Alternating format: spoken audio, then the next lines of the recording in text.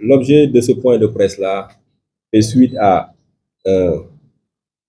un début de mouvement d'humeur, si on peut l'appeler ainsi, venant des collaborateurs qu'on appelle les receveurs, qui aujourd'hui réclament des primes liées aujourd'hui à un téléphone qu'on leur a remis pour leur faciliter leurs opérations de transaction, surtout pour faciliter les paiements aux usagers, avec un service de transfert qu'on appelle Wave, pour ne pas le citer. Et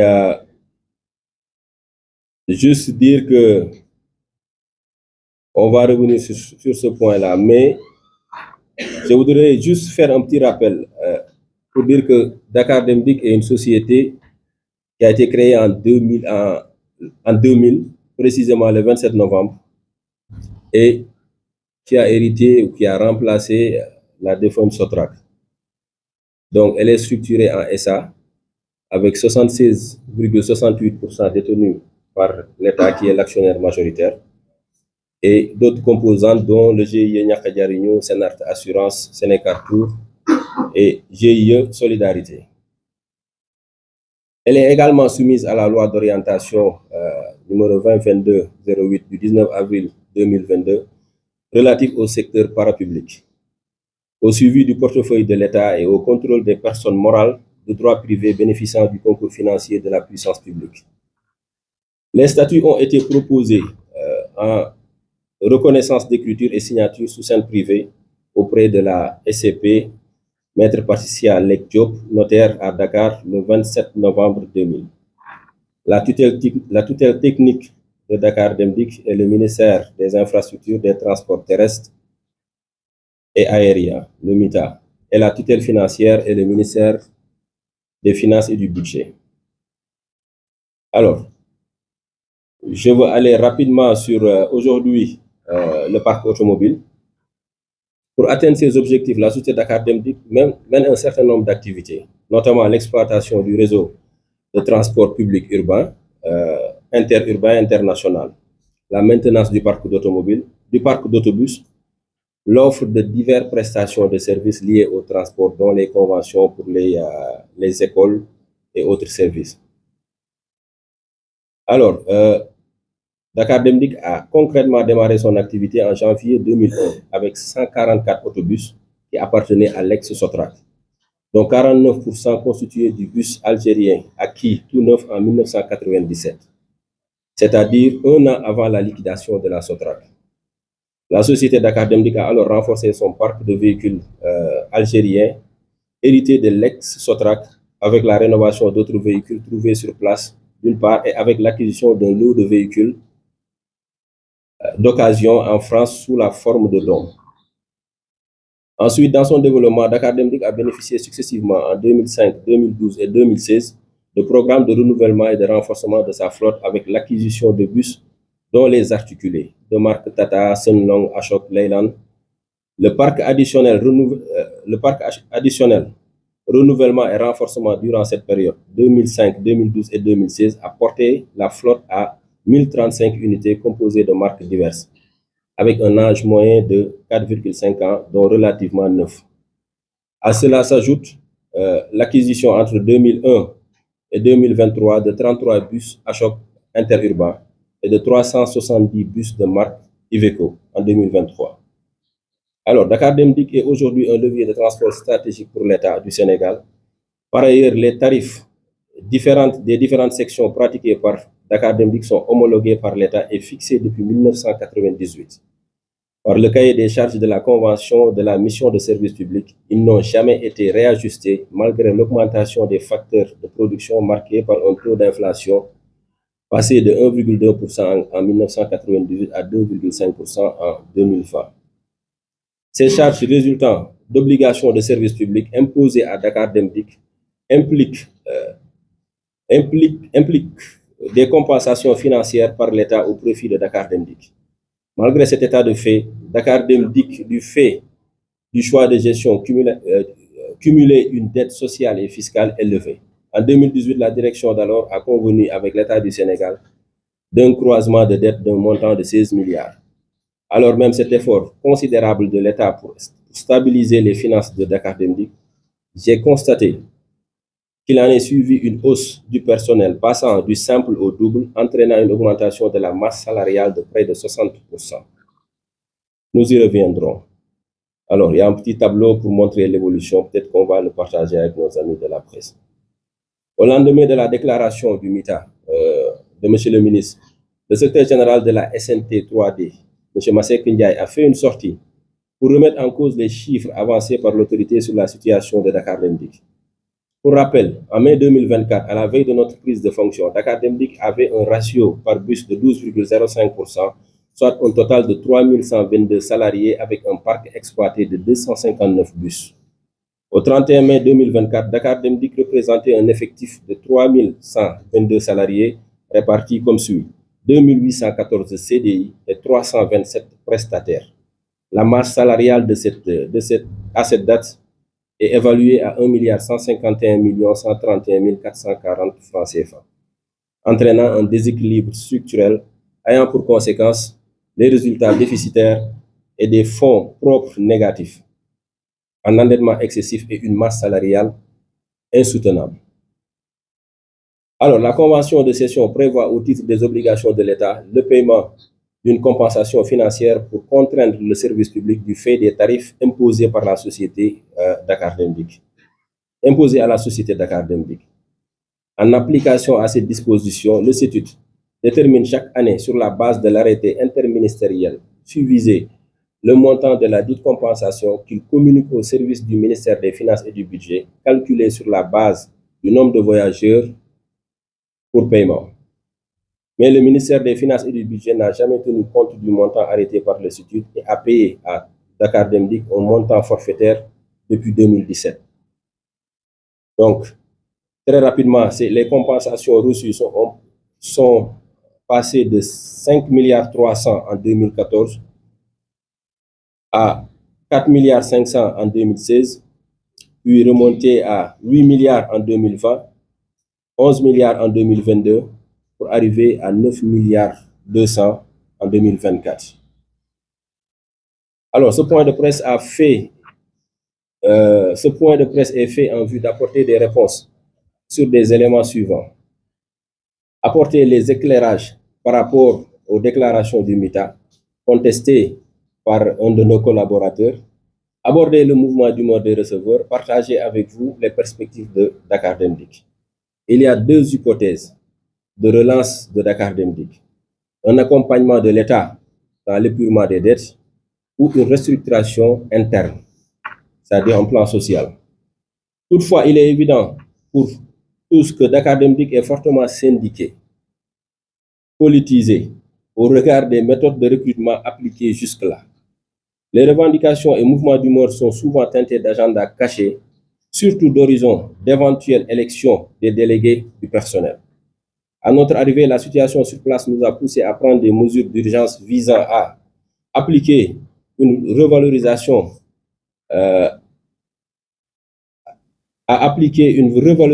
des salaires des caissiers en région, du fait qu'on leur faisait supporter une autre charge de travail qui n'était pas comprise sur les charges déjà préalablement définies sur leur première fiche de poste. Une valorisation du personnel de nettoiement qui percevait un salaire net de 50 000 francs, qu'on a valorisé à 50%, le ramener à 75 000 francs.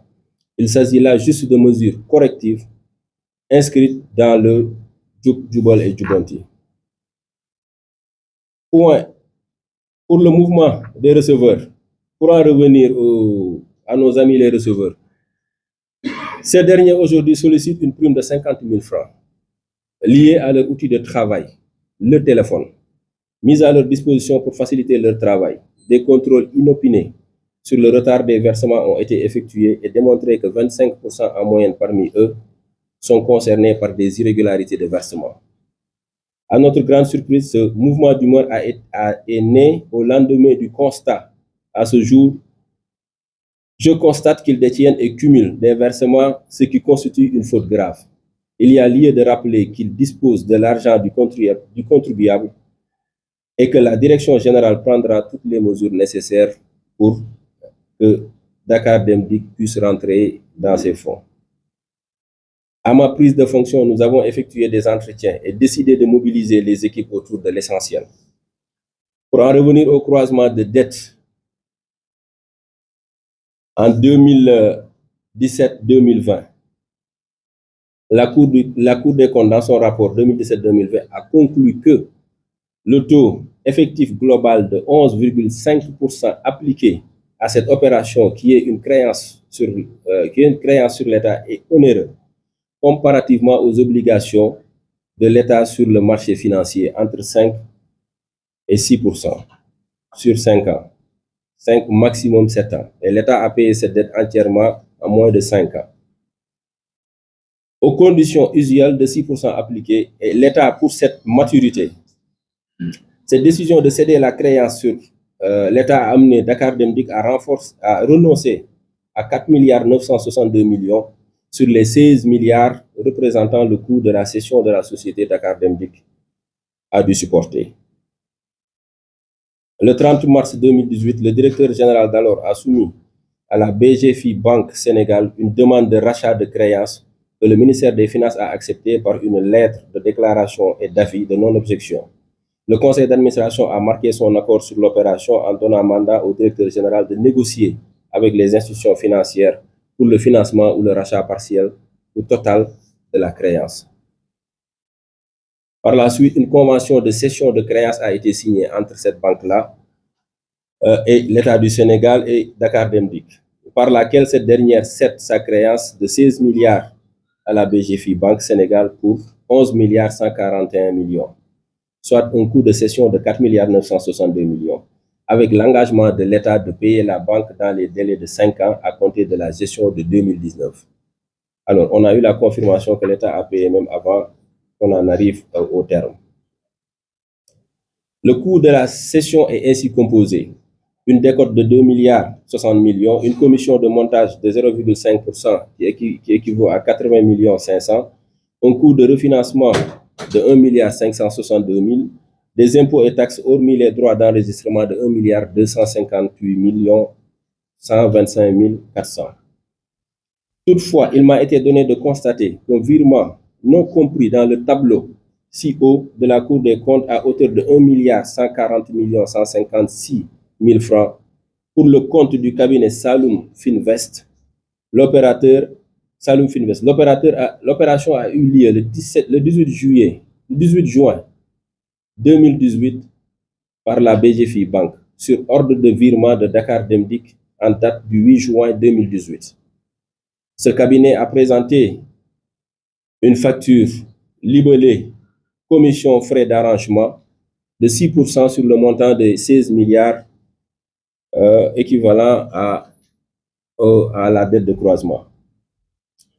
Alors, je n'ai pu obtenir aucun autre document complémentaire ou élément pouvant permettre d'apprécier son degré d'implication dans ce projet, ainsi que les caractères justifiés de ce virement qui ferait passer les coûts de cession de 4 milliards 969 millions à 6 milliards 102 millions. Alors, les points des différentes irrégularités de gestion. Bon, on peut y revenir, c'est quand même assez complexe, mais il y avait un plan qu'on avait appelé à l'époque PUR en 2021, où l'État du Sénégal avait mis en place une enveloppe pour venir encore soutenir Dakar Dem Dikk pour qu'il puisse se relancer dans son exploitation. Alors, on a vu un règlement de 143 316 000 en faveur de Innosoft qui a été effectué. Ce montant a été viré sur le compte bancaire de la Société africaine de services. C'est une facture de Innosoft et l'argent a été viré sur le compte de la Société africaine de services. Et aucun document attestant de la nature du lien juridique entre les deux entités n'est disponible. La Société africaine de services reste méconnue des archives contractuelles de Dakar Dem Dikk. L'objet de la dépense qui porte sur le système de ticketing géolocalisation pour le réseau urbain de Dakar Dem Dikk n'est pas justifié. Le système n'a jamais été effectif. Je le disais tout à l'heure, ça concernait les bus à choc. Ces bus-là ont roulé avec les receveurs jusqu'à leur réforme en ferraille en 2023. Un autre montant de 351 689 000 a été dépensé de gré à gré en mars 2021 pour l'acquisition de 13 véhicules pick-up et 3 véhicules 4x4 chez CFAO. Dépenses dans le cadre du plan d'urgence de relance d'exploitation en 2021, PUR, une société dénommée TK Export en 2021 a fait l'objet d'un règlement de 100 millions de francs CFA, plus de 661 millions et de 443 millions. Ces paiements sont compatibles au nom du fournisseur TK Export. Sauf que les virements ont été effectués en faveur de la Société africaine de services, la même société qui revient. Alors, et aucun document attestant de la nature du lien juridique entre cette dernière TK Export et TK Export n'a été établi. Des échanges de mails et PV de réunion ont permis de remonter que TK Export et Innosoft, censés être des entreprises différentes, ont toutes présenté des factures virées au compte de la Société africaine de services, qui n'est liée en rien à Dakar Dem Dikk. Alors, pour rappel, la société TK Export a été désignée dans le contrat Ashok Leyland comme son représentant local. Les acteurs de cette entité se sont présentés sur plusieurs projets, leur revenant indirectement pour le compte de Dakar Dem Dikk de 2015 à nos jours. Point des abus de dotation de carburant justifiés par les directeurs sortants. On a trouvé quand même, au titre d'exemple, tout simplement, qu'il apparaît dans l'état des rechargements des cartes des cadres une dotation de 1000 litres de carburant qu'on a intitulé réserve depuis mars 2021 et que ces 1000 litres-là étaient à chaque fois distribués au directeur général, qui n'avait rien à voir avec sa dotation régulière. Et ensuite, il y avait en sus une autre dotation de 300 litres qu'on a appelée carburant pool DG, c'est-à-dire si on fait le cumul, le DG recevait ses 500 litres, ensuite un autre 1000 litres et un autre 300 litres pour pool, véhicule pool destiné au directeur général, indépendamment de ces 500 litres, comme je l'ai dit tout à l'heure. Alors, pour le transitaire, lors de l'acquisition du parc Iveco en 2023, la sortie des bus Iveco, 370 unités, Dakar Dem Dikk a payé en fin 2023 jusqu'à 475 millions à la société de transit dénommée Loxer, avec une sortie de 286 autobus sur 377. Alors, d'après les conclusions du commissaire aux comptes, soit un trop perçu, le commissaire aux comptes a constaté que le transitaire a reçu un trop perçu de 97 millions. Et quand on a vérifié, le transitaire s'est présenté avec un contrat de 1,9 milliard de nos francs. Et au même moment, il est venu avec une facture d'une réduction de 50% sur ce montant-là, pour, dit-il, constater avec nous que les montants avancés étaient surfacturés. Alors, à titre de subvention, vraiment, on peut y revenir. Sur les subventions, c'était carrément des postes fourre-tout, si on peut les appeler ainsi.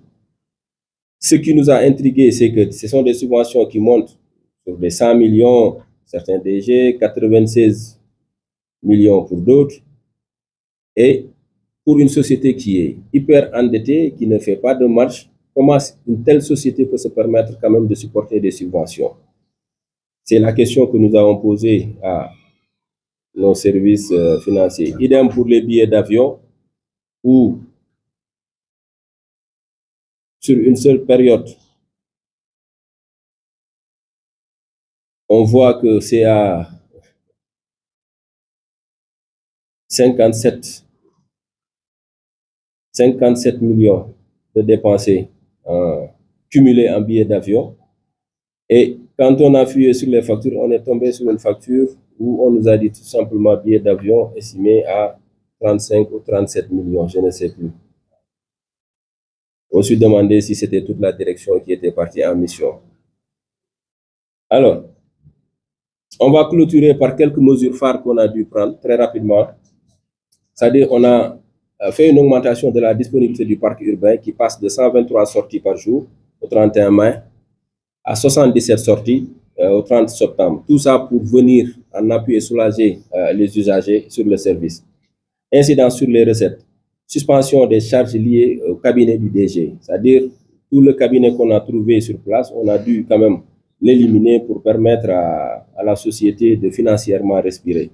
Augmentation significative du chiffre d'affaires qui passe de 6 milliards 460 millions de francs CFA en janvier au 31 mai 2024. Ce même chiffre d'affaires est passé à 8 milliards 325 millions 773 000 à août 2024, démontrant une augmentation des recettes de 1 milliard 865 millions. Une optimisation des charges en réduisant les dépenses courantes de lubrifiants, de pièces de rechange, de batteries, entre autres.